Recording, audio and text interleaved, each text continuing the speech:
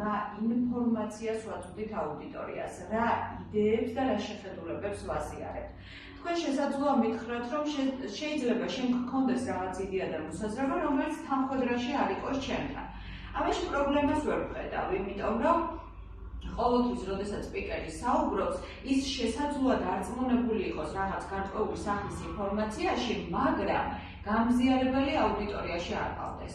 ბუნებრივია, როდესაც იცით, რამდენად დიდი შრომა არის ჩადებული საჯარო გამოსვლაში, თქვენ როგორც აუდიტორის ნაწილს მოგეთხოვებათ იყოთ შემწყნარებელი კონკრეტული მოსაზრებების მიმართ, როდესაც სპიკერი ამას დაასრულებს, შეგიძლიათ ადგეთ რეპლიკის სახით ან კითხვის სახით მას დაუსვათ ამ საკითხთან დაკავშირებით კითხვა და სპიკერი ვალდებულია თუნდაც გედებატოთ, რომ საბოლოოდ შეიძლება აღმოჩნდეს, რომ ან სპიკერია მართალი, ან თქვენ და ამაში ტრაგიკულს ვერაფერს ვერ ვხედავთ, მაგრამ თავიდანვე სპიკერს, როდესაც არ დაუსრულებია თავისი ინფორმაციის მოწოდება და ამ დროს თქვენ მოგძანდით, ამ დროს თქვენ მას უპროტესტებთ ნასკვამს, ეს რა თქმა უნდა არასწორია.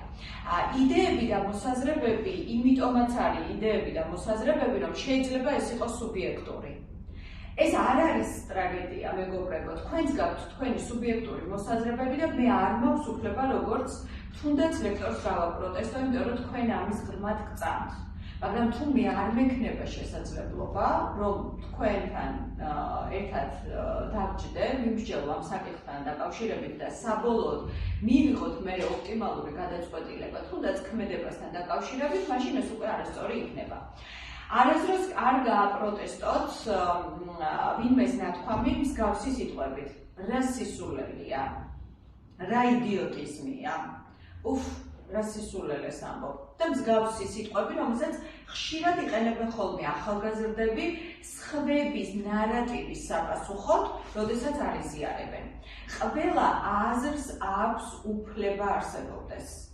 თქვენ შეგიძლიათ გააპროტესტოთ, მაგრამ გააპროტესტეთ დელიკატურად. ხშირად ლექციებზე ვამბობ ხოლმე, რომ ჩემი გაკრიტიკებაც ჩვეულებრივი ამბავია და თქვენ გააძლევთ ამის უფლებას. მაგრამ კრიტიკასაც სჭირდება საკმაოდ დიდი კომპეტენცია. ჩვენ ლექციების ფარგლებში ხშირად ვაკრიტიკებთ ხოლმე ერთმანეთს, მაგრამ მხოლოდ და მხოლოდ კეთილგანწყობით. ჩვენ გვინდა ერთმანეთი გავზარდოთ, როგორც კარგი სპიკერები და ჩემი მოტივაციაც თქვენთან ურთიერთობაში სწორედ ის არის, რომ თქვენ გაიზარდოთ როგორც კარგი სპიკერები.